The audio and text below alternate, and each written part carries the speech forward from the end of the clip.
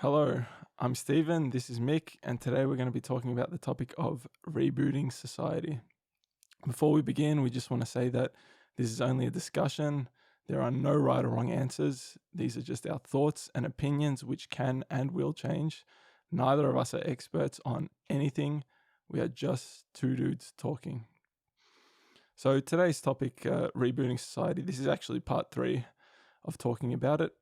And so we'll link to the previous parts, but just so that we're all on the same page for this one, I'm just going to quickly go over and recap the first two. So the first part that we did was really just setting the foundation, setting the scenario, and then talking about kind of like the principles that would guide how we develop our new society.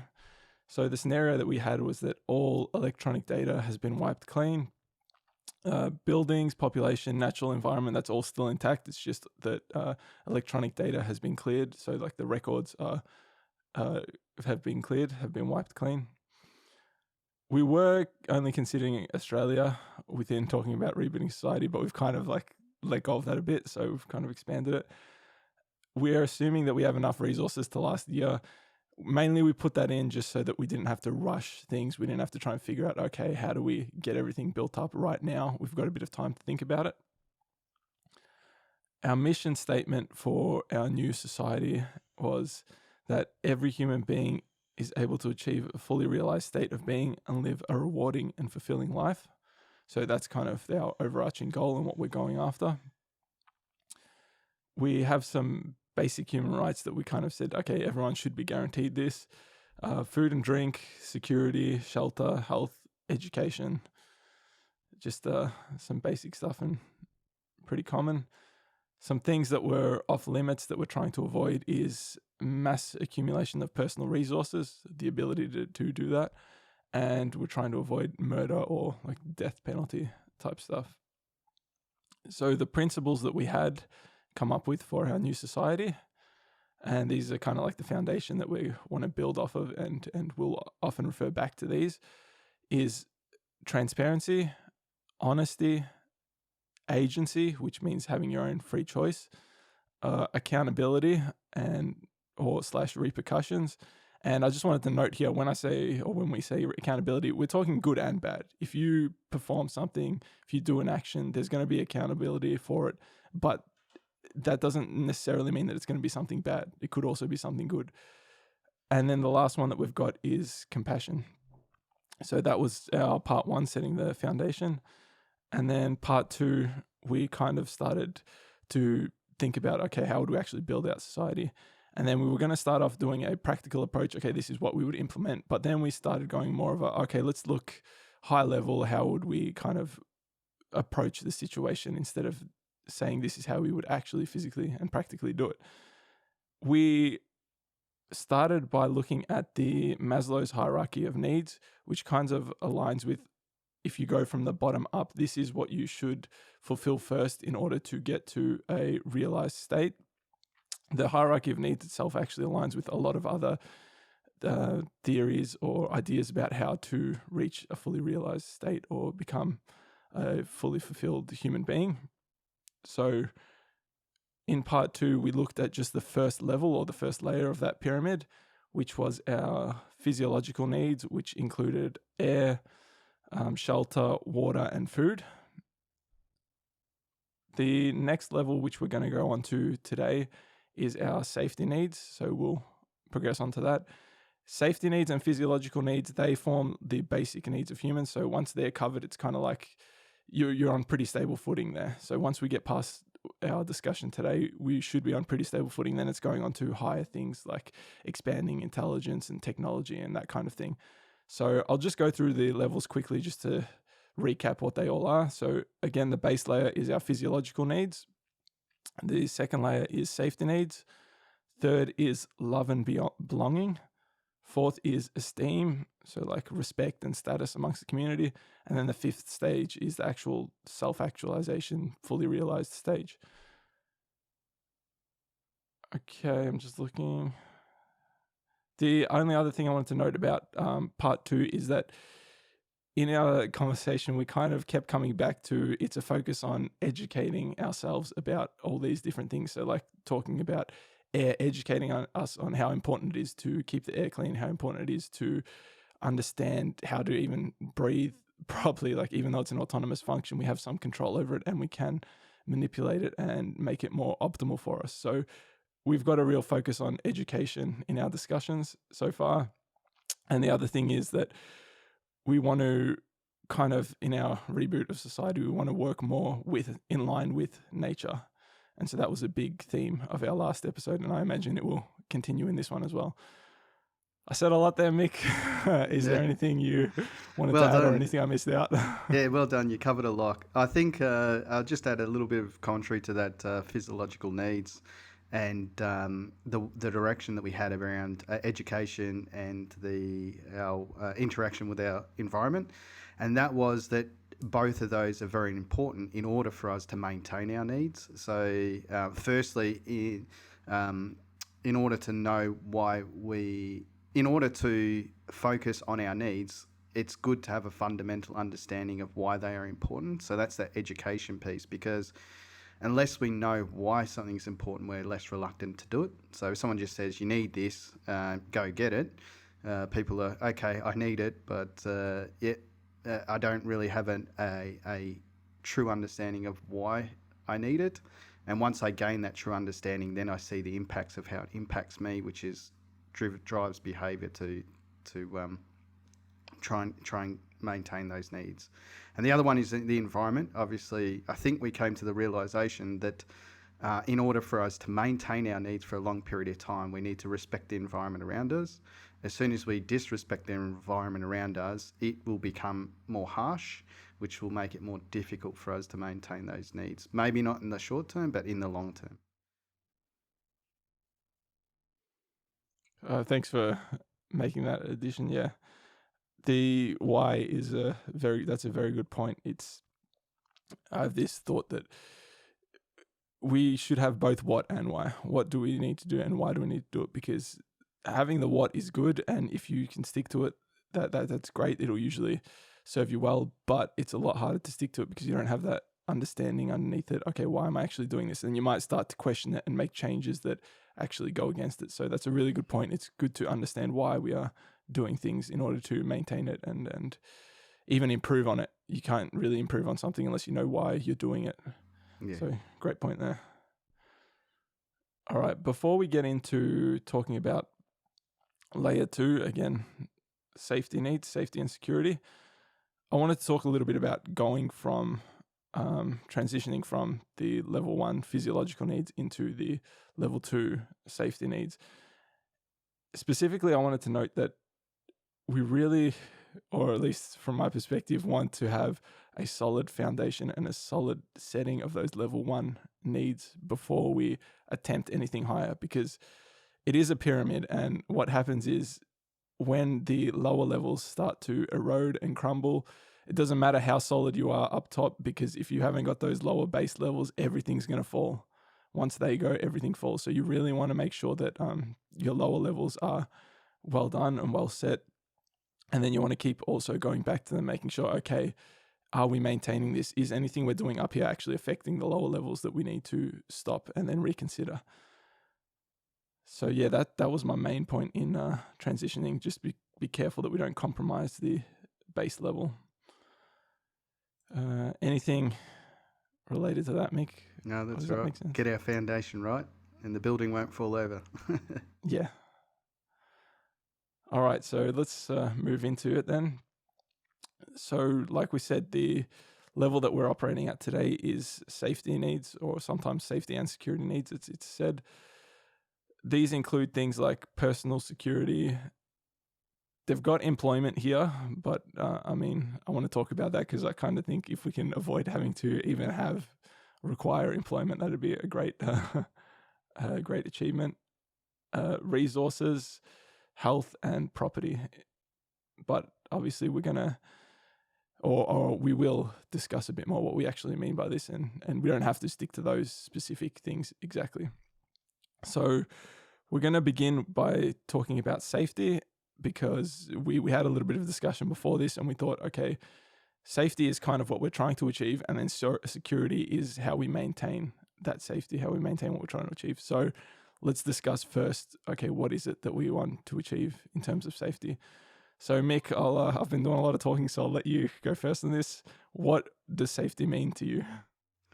Okay, it's interesting, and I think going between level 1 and 2, what I might try to do is just trying to, because there might feel like there's some overlap, so I'll try and make a clear gap, I guess, to begin with. So physiological needs are those needs in which you need in order to live live a life. And I guess safety is the ability to access those needs with a low level of risk. So what I mean by that, I guess, is that if I go back to caveman times, the level of safety for them to acquire food might have been quite high risk, will likely be high risk. And there was a constant need to go out and take that risk in order to acquire their food, in order to possibly acquire shelter by taking over territory, and food, which water, which comes with that shelter, etc., or that territory. So I guess the difference for me is that physiological needs are those that are met in order for you to live a healthy life, I guess. And then safety is to do that at a minimal level of risk to yourself and others in your community, I guess. So that's the way I'll probably define safety, is the reduced risk in order to get your physiological needs. Well, maybe I'll hand over to to you. What do you think about that? That's an interesting way to put it. I hadn't really thought of it in those terms, but it's really just, like you said, guaranteeing that we have those base level needs that actually keep us alive and keep us going. Let me just look. This was a hard one to define as well, I think, safety. Looking it up online, I like to look up the actual dictionary definitions of it. The condition of being safe, freedom from danger, risk, or injury, which is fair enough. I think that's pretty coherent. In terms of safety, we can really split it out into a few different things as well. I like to look at it both physical and mental, because I would separate the two a little bit. Physical is a lot more obvious. Most of the time you can really tell when someone's physically safe. Mentally, it's a bit more difficult to determine.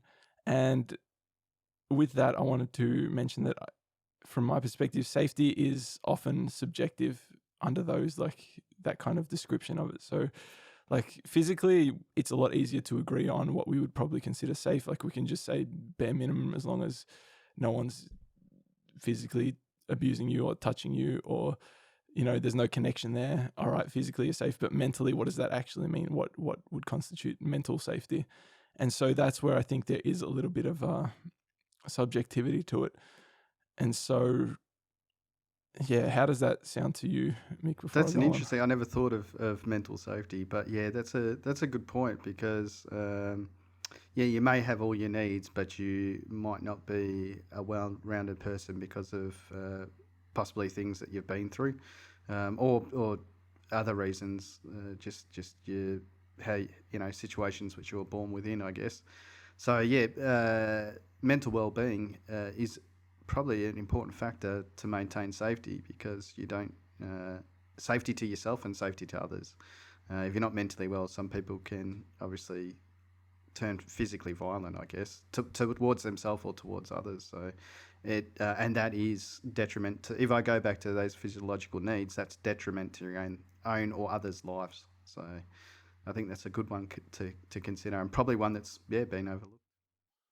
Yeah, and this is where I want to mention also that in the last episode, we started going down the route of, okay, let's think about practically how we could do these things, but then we quickly diverged and just talked about a bit high level overview what our approach would be, and mainly that was because this is all compounding. Like every change that we make will change the structure of society completely. So thinking back to like those level ones, and if we do have a solid level one, a solid foundation of, your physiological needs are met, you're living, I imagine it would completely changed the landscape of compared to how it is today. So for us to go off of what we see today and say, okay, we need to take care of this, this, and this, most of those I imagine would just disappear once you have physiological safety. So your physiological needs met. So yeah, it's a bit difficult to say particularly what we would need to look into without actually putting it into practice and making adjustments as we go. So I did have here that, yeah, back to people's level of safety is different. So there's like, I've kind of split it up into, there's a perceived safety in how safe each individual thinks. Like, for example, some person walking into a market might feel completely safe, whereas another person who maybe has different experiences growing up walking into a market would feel terrified.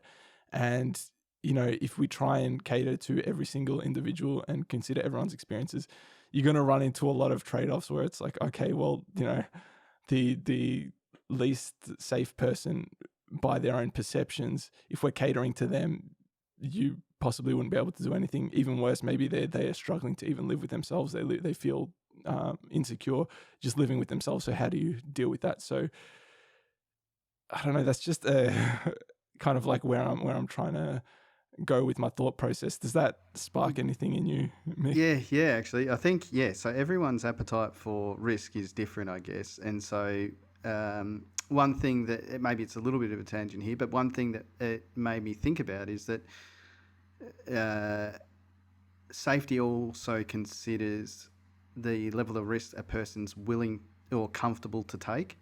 So you can imagine extreme sports people, people that do, rock climbing or parachuting and all the rest, that they have probably a greater appetite than the average person for risk, but they're choosing to do that. So maybe safety has to take into consideration that you have, maybe not control's the right word, but some level of control over the level of risk you can take. So before, I guess, we were introducing that safety is to be able to acquire those physiological needs with the lowest level of risk. But in this case, what we need to also consider is people do like to take risk in order to feel alive.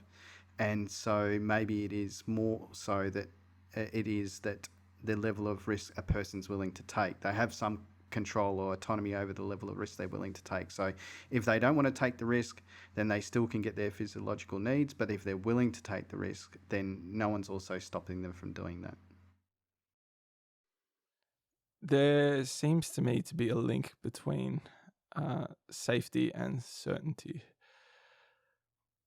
So there was a quote, I don't know how relevant this is actually going to be, but I'm still going to say the quote because maybe it will spark something in you or whoever's listening.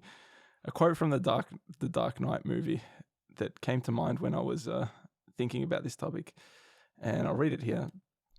This is when the Joker is talking to Two-Face. I think it's in the hospital. He says, "You know what I've noticed?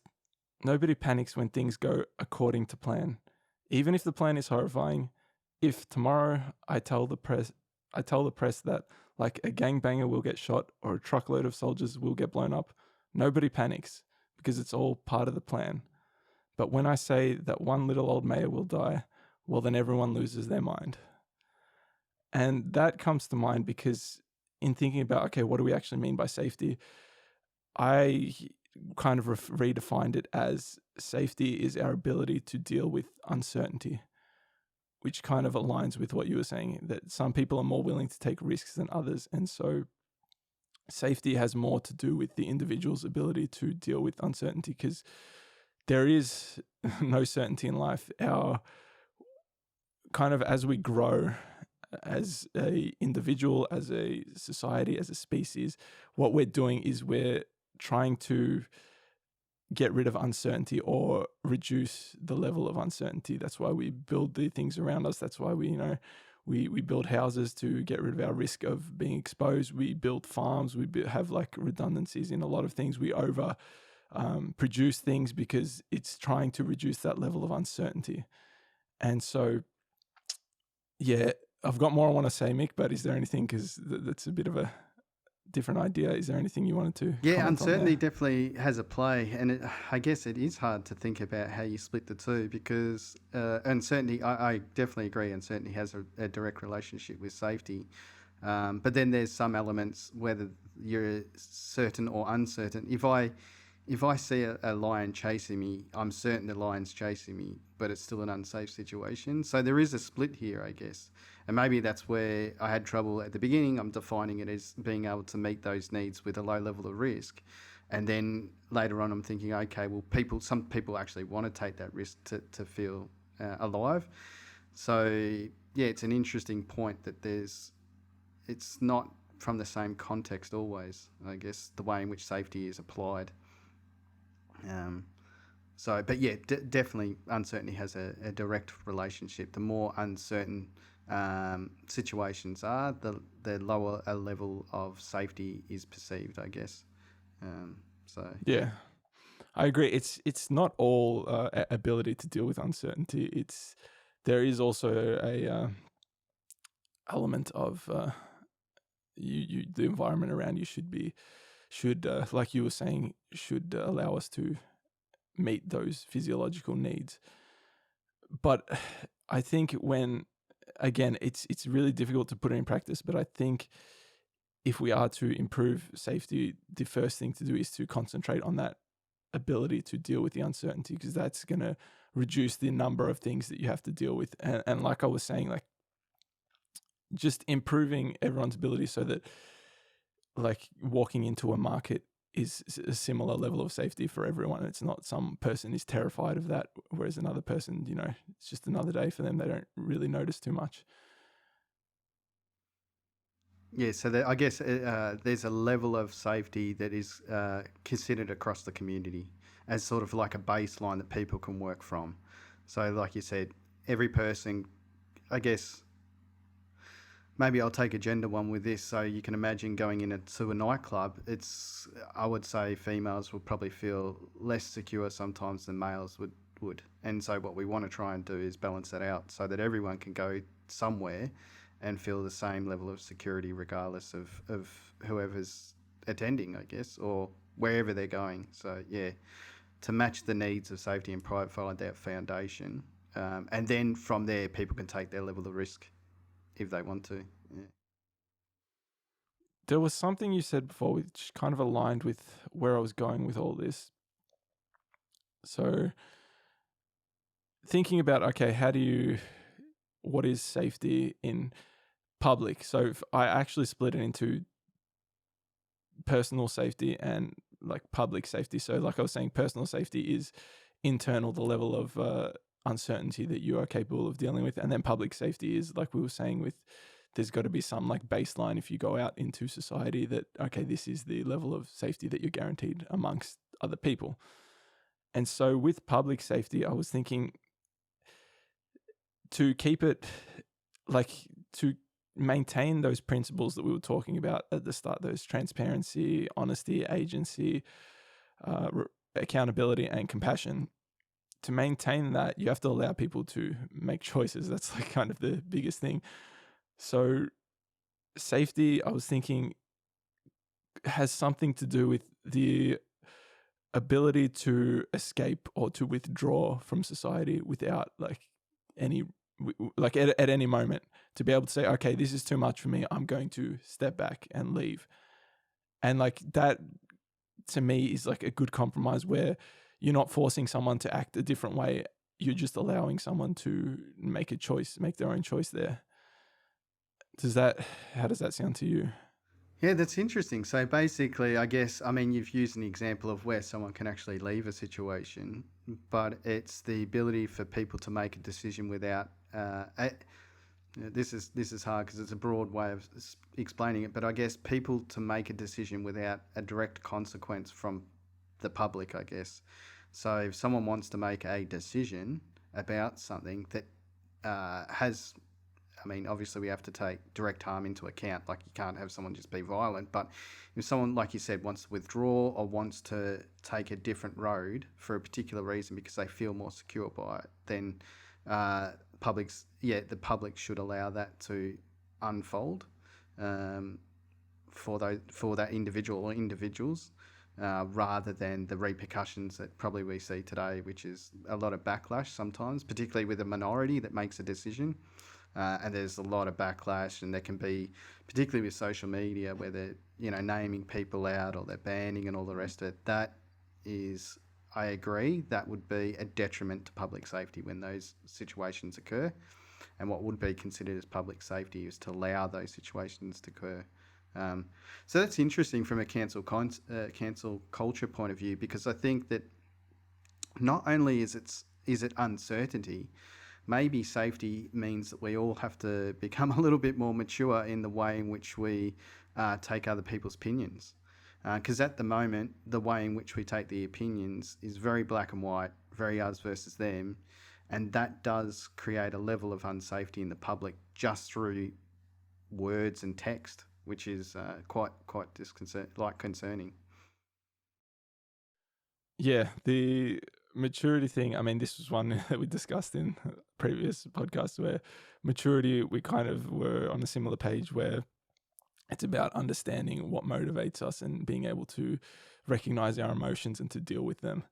I can't think of another word to use than mature in that. But yeah, hopefully that kind of covers it. I was thinking, yeah, a way to achieve what you're saying is to just slow things down.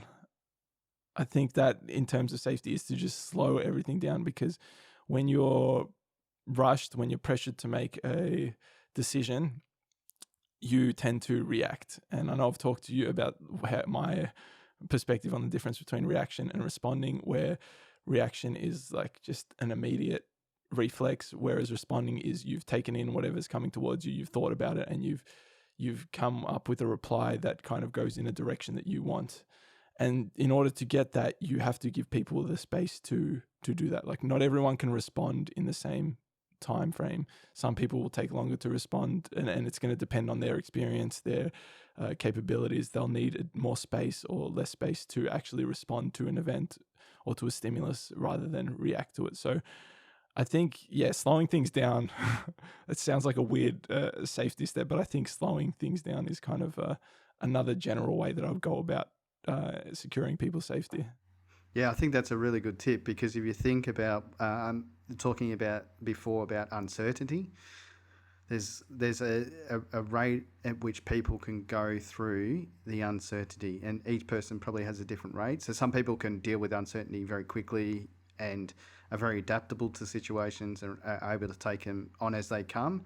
Other people need a little bit more time to process actually what's happening. And as soon as you don't give them that space, then the individual themselves, not to any fault of their own, becomes unsafe.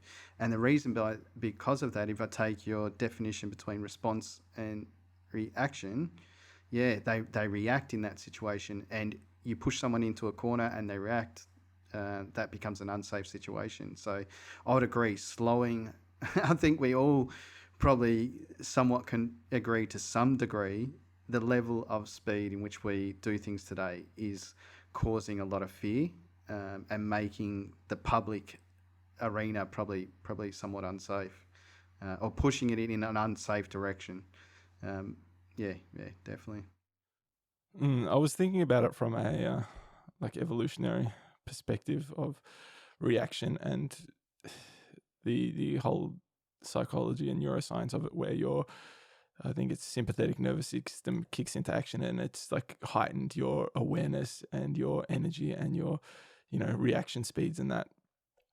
And how that is really designed mostly for physical hazards, physical risks. So like you were saying before, if you're chased by a lion, you really need those reactions. And the fact that the reactions, there is a high volatility in it, where you're making rash decisions, is perfectly acceptable in those situations, because you do have to react quickly, because if you don't, the lion will get you. Like, the risk is that great. Whereas in society currently, and specifically looking at our rebooting society, where we've got those foundations covered, there's very little reason to make quick decisions. So just removing that element from it kind of like bypasses that issue of having our our natural responses be quick, or our reactions be quick, in order to overcome some kind of physical threat. Yeah. Yeah, I think the importance here is that, the reaction comes from that unconscious part of your brain. And I guess that when we use that, it's not something that we are processing or filtering. It's something that's embedded, that has, like you said, from an evolutionary sense, has been beneficial to us. It's been embedded because it's been used successfully so many times that it has become embedded.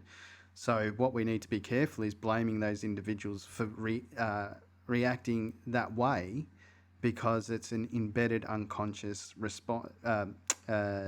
reaction to the situation. So just actually giving them the time to have that, by reducing the threat around them, might then allow them to merge that to more of a responsive situation. And so that's that speed that you were talking about before. If you have everything at high speed, a lot of people, the more you increase speed, the more people become reactive, because they're having to respond on that unconscious level, because they're perceiving the threats coming in too fast. So you reduce the speed that they're coming in. Now they have the capability to allow that reaction to occur, and if there's not an immediate threat, they then hopefully will evolve to move that to a response, and to really think about what actually happened after the event and then change that. And I guess people embed the reasoning, like, I guess to break an unconscious or a habit of reaction, you have to do a lot of work where each time you react to a situation, you have a negative consequence. And so the slower you slow the speed down, and the less risk that gets increased, people then realise that their reaction was probably not beneficial. Whereas they can have an excuse. If they had to react, if the speed at which the threat's coming in, they have to react quickly, then they have a reason to reinforce their unconscious mind about, okay, that reaction actually worked, that got me out of the situation, I'm going to keep using that each time something comes in. So giving the space is really what's needed to then take a reaction into a response, to evolve that from a reaction to a response. You need that time to slow down and give them time to be exposed to the threat, but not so much that they have to react on it. That's an interesting point. So if I understand it correctly, the forcing someone to react, it's difficult. Like, we use them so interchangeably that it's difficult to, I have to stop and think about it. Okay, when do I use react? When do I use respond? Forcing someone to react, you kind of give them an out. It's like, if they make a bad decision, they can say, well, you forced me to react. Whereas I think this is what you were saying, if you give them that time, if you force them to give them that time and they still make a bad decision, you're like, well, we gave you the space that you needed. Like, that's on you now, and you should be held accountable. So it's switching, like, kind of who's accountable for that decision, which is really interesting. And if you think about it in our current context, it means that a lot of people have got a lot of excuses. They're like, well, we were acting quickly. We couldn't, how were we supposed to respond? How were we supposed to think about it? We had to react. And it's like, and it's kind of like feeding itself. Whereas if we step back and recognize, okay, it's more risky to react, let's just stop, take some time and respond. And then we can evaluate and we can accurately say, look, we gave you plenty of space to make an informed decision. That's on you now. You're accountable for that. You can't blame your physiology for that. That's you. That's correct. I guess one of the things that you learn, I guess, when you're younger and you have arguments with your siblings, friends, your parents and all the rest of it, is that the best way to respond that someone's being reactive is, there's two ways. You either be reactive back, and then they have a reason to be reactive. In a reactive state, they can point the finger, well, you did this, you did that. Or you actually just slow down, say very little, or just respond. Like, okay, that's how you feel. As soon as you do that, then they're the only one that's left in the situation that's reacting, and that's the best chance they have to realise that their reaction's not needed in the situation. But if you have two people just reacting back and forth, it's like a game of tennis, I guess. hype each other up, and each of them both have an excuse of why they're actually being reactive. You stop one person being reactive in that situation, then it's only you. That's the best challenge where you get to go, hang on, do I actually need to be? No one else is. And you need to give people that space. And each person is brought with a different level of aptitude, and we can't blame them for that. So some people in society are just more reactive, and we often, I guess, look down on them or banish them, but we don't give weight to the reason why they are being reactive in those situations. And it is an evolutionary thing, and it's not something easy for them to take control of in the moment. So yeah, That's a great point, that being reactive and then like responding with replying with reactions, like it amplifies it. And the opposite is also true. If you are being responsive, it can go in that trend as well. It's like you need to. The term they use for the virus is R naught, where how many people you transmit it to, as long as that's less than one, it'll eventually die off. You can use a similar concept here, where as long as you've got 51% of people are responding, over time it'll go to like a more responsive nature, whereas currently it seems like greater than 51% are reacting, which is just amplifying it and pushing it towards the everyone reacts side of the table. Yes, yeah. And I think that comes back to, and you were kind of on the same line here, I think, back to maturity, back to awareness about what motivates us, where these are coming from, where our reactions are coming from, why. Inherent capability or an aptitude towards being responsive. And I think that tying it all back to just education in general is just, if that's something as a society we can help make people aware of and grow that and educate them on why it is important to be responsive and what the effects of that are. I think then you end up with, like I was saying, you get more than 50% of people are responsive, and then it just trends towards everyone's being responsive. And you'll always have, obviously, outliers. You look at the traditional bell curve or the standard distribution, you're always going to have outliers. And that's, again, education. As long as we understand that and we accept that, we can at least trend towards something that is reliable and better. And yeah, I think that's a way to maintain a bit of safety. Is there anything else? We should move on to security in a second. Is there anything else regarding to safety that you were thinking about? No, I think that kind of gives a good overview of what we consider as being safety and the elements in those. I guess the one thing that's important to say, that it's not exact, that it is probably a fluid term, and that won't have any, like, I think we sort of saw two definitions at the start, where one is about uncertainty, the other one's about actual real world risk, I guess. So just using the term loosely is probably a good way to do it, but with the understanding it's the level of risk that we take. Very good. So security, this is, I don't know, well, this is going to be interesting because I'm a bit unsure about how we'll factor this in, because going back to, if you've got your physiological needs taken care of, if you've got like everyone kind of on this similar page of slow things down, of allow people the space to respond, where does security come in? Does security come in? What are your thoughts on how we maintain that safety, that level of security? Well, I think security comes in, but I think maybe it's not in the form that we probably understand it as today. I guess, the first thing we think when we say security is that someone's going to help maintain a level of safety for you in some form, whether that be in the government providing you some safety in your public life, whether that be through a police officer giving you safety in a particular high-risk event, whether that's a security guard looking after safety of products. I guess we always see today is security as someone defending a situation. I guess we do have different contexts of that, like people talk about food security, so security of resources as well. So I would say security of resources is definitely one of those factors that we need to take into consideration, because just by having physiological needs and having access to food doesn't necessarily mean that you. I guess I'm separating access to food to securing the access to food is different.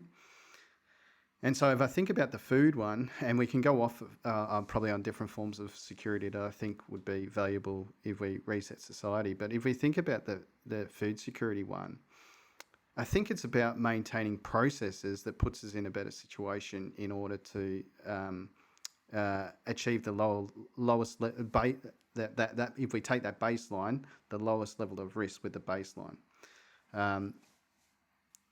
and if we take the environment into consideration, then at the moment, while we talk about food security in the amount of food we have, we don't talk about it from the nutritional or maybe the organic approach of security. So just because you have an abundance of food doesn't mean it's actually providing you a greater level of security than maybe a less abundance of food with a greater density of nutritional value, with less pesticides. There's a whole lot to consider, I guess, in those avenues. And I guess security is really the processes which we undertake in order to maintain a low level of risk, if we consider that being the baseline for public. So I've used food security there, but shelter and water and all the needs, physiological needs. I think we think about what's the best way to maintain their security of those over a long period of time. Because if you think about climate change, it's impacting our security on those needs. It's taking away our water, it's taking away our food, it's taking away our resources. We haven't got a process in place that actually balances this out for the long term. It appears anyway. So I would say security is not in the form that we necessarily see it today. It's more in the form of those processes that maintain a long-term level of low risk.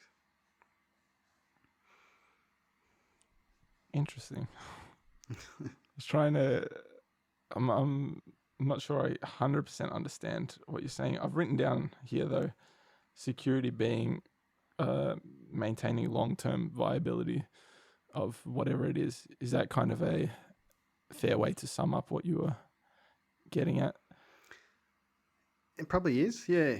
I mean, we'll have to talk about the physical safety of people as well, which might not necessarily be considered as the viability of something.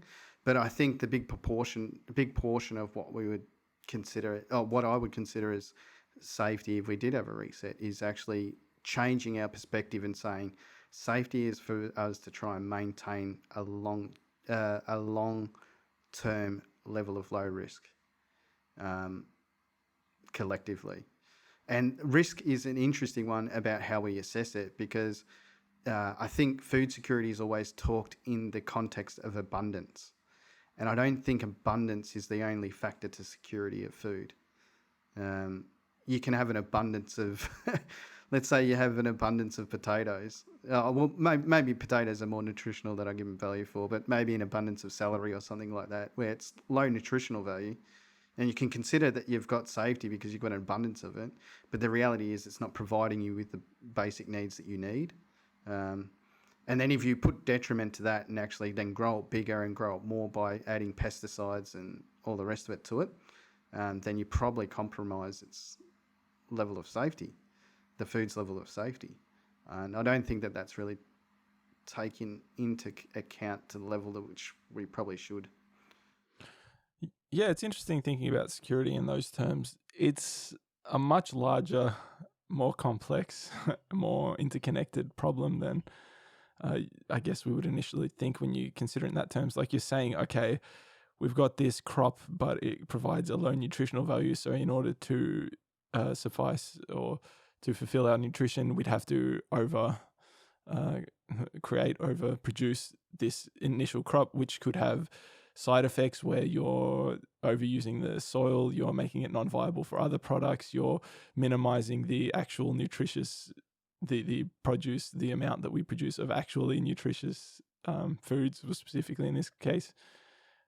It's interesting to think of security in that way, because it's like I said, it's a much more complex problem then, because it's not just, okay, you do one thing and that ensures that everything else is going to be fine. It's like, no, you do one thing, but that's going to change something over here. Like the whole system's connected. So if you change a dial over here, it's going to change some values all the way over here that you're not even considering really, which is why like when we talk about ecosystems and habitats, it that brings that to mind to me, where you change one thing, it's going to change something else. So yeah, dealing with that, I think you go back to the slow and and the understanding about what and why. What are we doing? Why are we doing it? And then think about the side effects of that.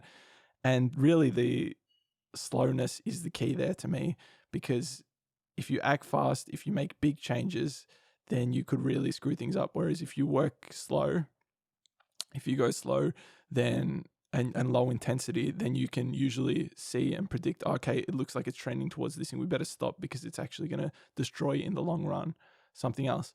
I was thinking about this in terms of, we won't get too political here, but I want to bring it up because it's kind of a reasonable analogy. Like natural medicine versus pharmaceuticals or factory-made medicines. Natural medicines are usually derived from like plants and stuff, which have a lower intensity, which means they work slower, which is obviously bad for us because we have to deal with the underlying issue. But they give us more awareness of, okay, it looks like this is having a bad effect on our health. Better cut that out now before it gets too bad. Whereas if you use something that's factory made or specific for a certain situation, if you get that wrong, it's working at a high intensity, a high potency. It's going to do a lot of damage really quick, and it's going to take you a lot longer to recover from that. Or, you know, you have to be really reactive and with regards to it. So I kind of feel like it's a similar thing where you have to go slow, you have to make small changes and just see what happens and then play it out over time. I like the difference that you created there between natural and pharmaceutical medicine, or however they want to describe it, because and you related that to intensity, because that I think is the correct way to relate between the two, is that, you know, actually pretty much all medicine derives from plants. The only difference is one is processed, like processed food, and the other one is not processed. It's more from its organic natural elements. And so, you know, natural medicine, you have a particular element in a plant or whatever it is that you're taking, fungus or whatever, which actually is packaged in what nature considered it should have been packaged in. Whereas man realized, I guess pharmaceutical or man-made medicines, what they do is they isolate particular element within that plant or within that fungus, and they extract that out and consider that, okay, what we've found between this and this, the relationship goes into what they would consider a positive direction. So then they extract it out and make it isolated in itself, and that is an increased intensity about what they're actually pulling out. So it's no longer in that natural package that was actually there before. And it might have been combined with something else that's extracted out of its natural package as well. So you do take a high level of risk. And yeah, I do see speed. Anyone that's even done 101 of system engineering and realizes something has multiple parameters, so multiple factors to take into account, realizes that yes, it's a time-consuming process in order to figure out why a result is occurring, breaking down the system, isolating the elements, and then changing the levers, or however you want to say it, changing the levers on those individually and giving it the time in order to respond to really reverse the system. And that's what we're saying here, I guess, is that we never, the speed in which if I take the environment in the whole climate change process at the moment, if you think about the rate at which we're changing our planet from an industrial point of view, there's no wonder the environment's mucked up. We've not really sat back. I mean, we've tried to, and there's a lot of proof out there, but we've not really sat back and thought about the processes and slowly gone through the problem about what actually impacts what in a very isolated approach, a long-term approach, and to slow the rate of our industrial growth, taking that into consideration instead of just going full steam ahead. And then adding, multiple parameters to the system every time something new occurs. A new technology occurs, roll it out. Wow, we're still trying to figure out what this old device actually, what this old piece of technology, what the impact of our environment has, but halfway through that, you're getting more and more new technology being added on top.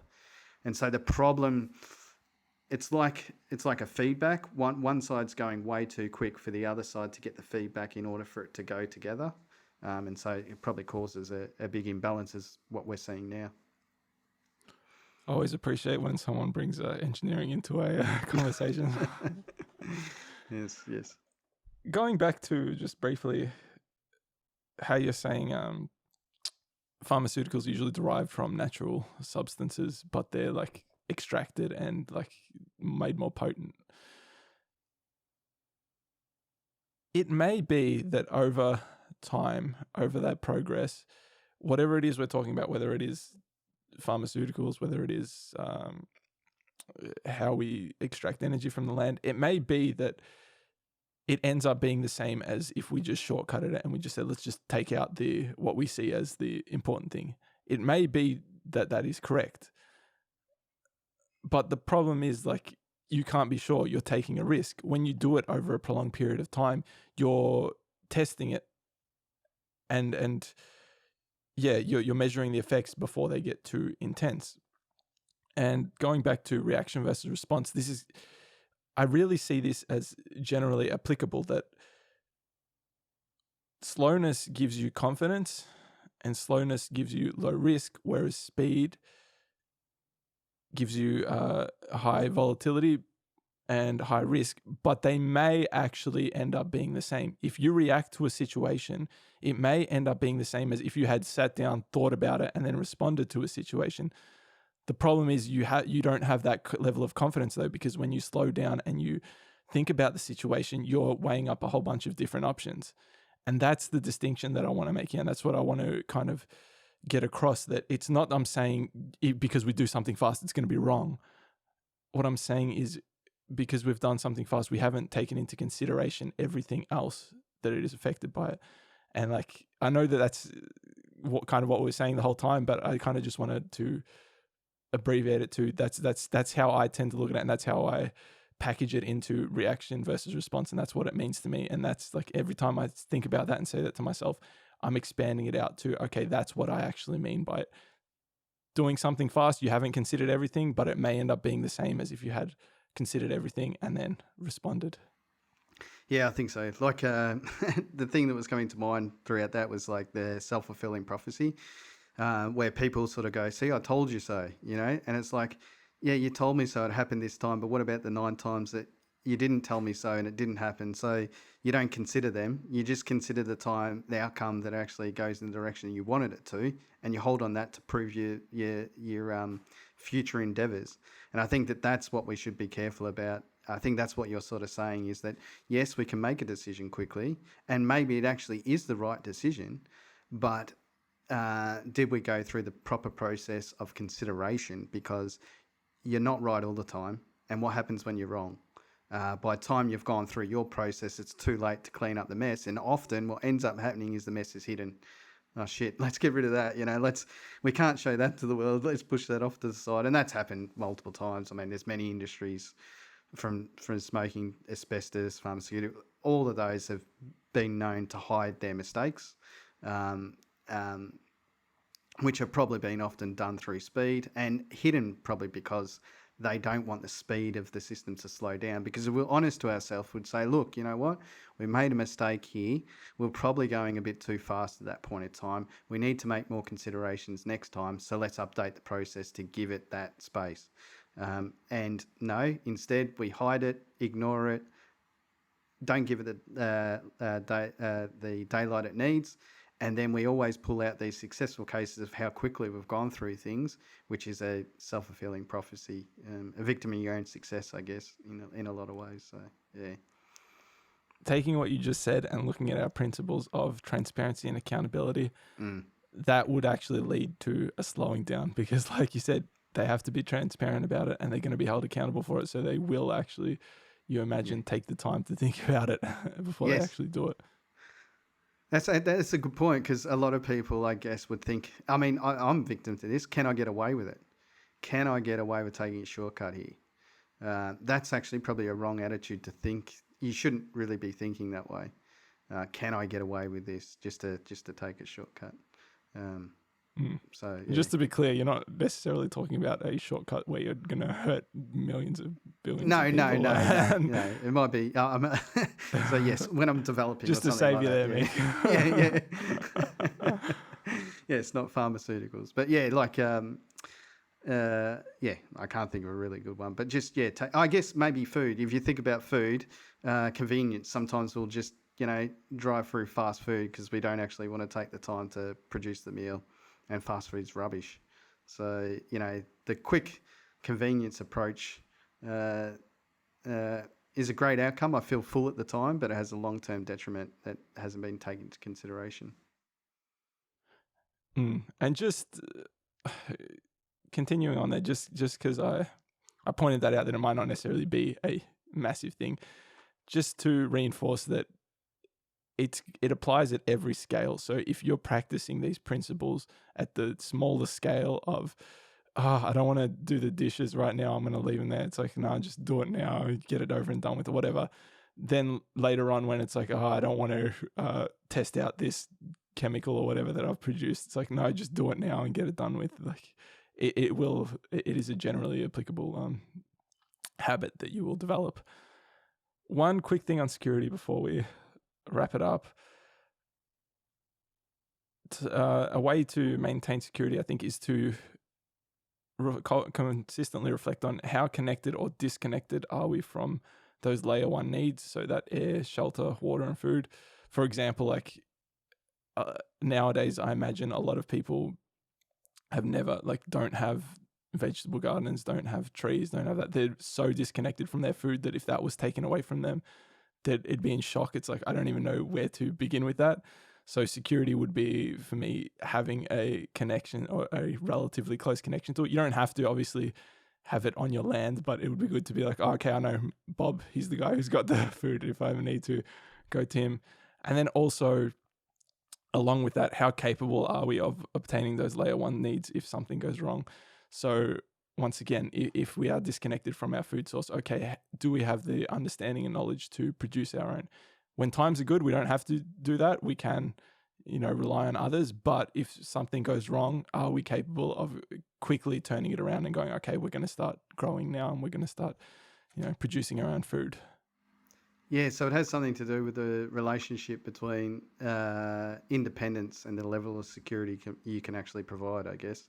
So the less independent you are, you're at a higher level of risk. So your level of safety is probably low in an unpredictable event. Whereas if your level of independence is high, you can probably maintain safety in an unpredictable event because you're independent enough to try and resolve the situation, I guess. So independence is key, I think. And that's something that I think that the industrial era has broken down, particularly from a work point of view, maybe not at home, but from a work point of view. Everyone's doing something very individual and isolated, very narrow focused, and you move them sideways and they don't know what to do. I mean, you see this even in education. You teach someone how to undertake learn some formulas in maths and they can do it, they can reproduce it. You give them an exam, they can do it over and over again. You give them a real world problem, they can't apply it to it. So it's the level of independence is directly related to safety.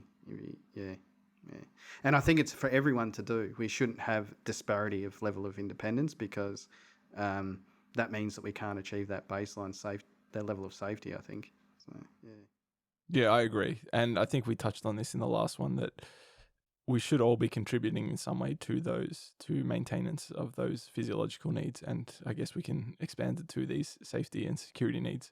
So like you said, we should all have an understanding, have an independence, be able to do it. That we may not necessarily have to use it depending on what the circumstances are, but we should be able to fall back on that if anything does go wrong. Yeah.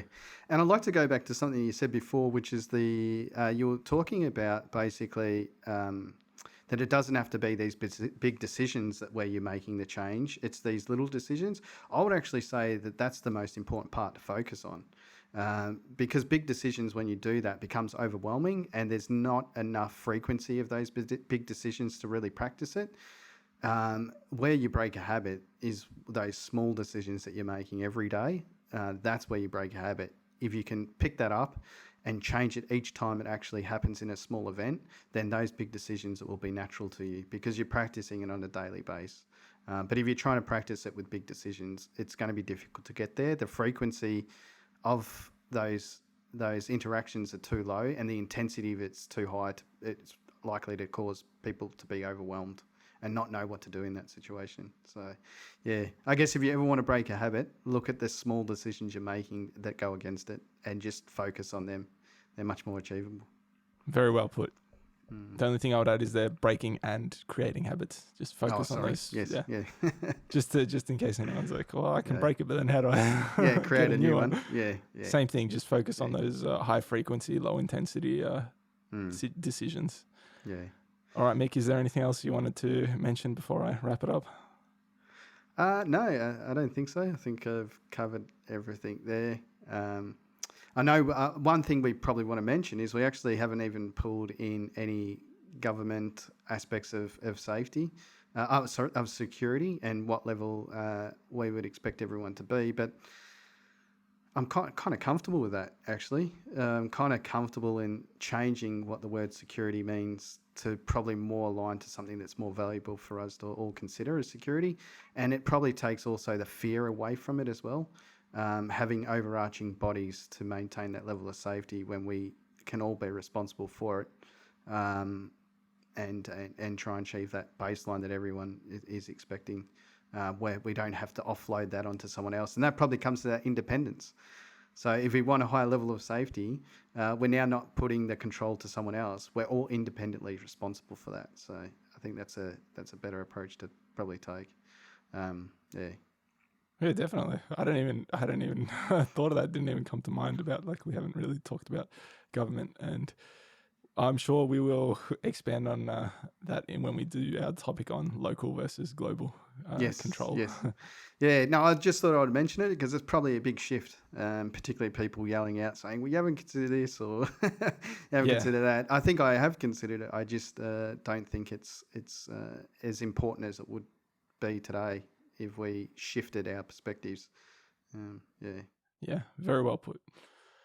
All right then. So this going to my supplemental song suggestion. I've chosen this week Hopsin, and the song is called Fly. Definitely check that one out, Mick, when you get a chance. And then the quote, nobody can hurt me without my permission. And that's by Mahatma Gandhi. So thank you for joining us for this discussion. As always, it's just the beginning, and we look forward to hearing what your thoughts and opinions are. Until next time, be well.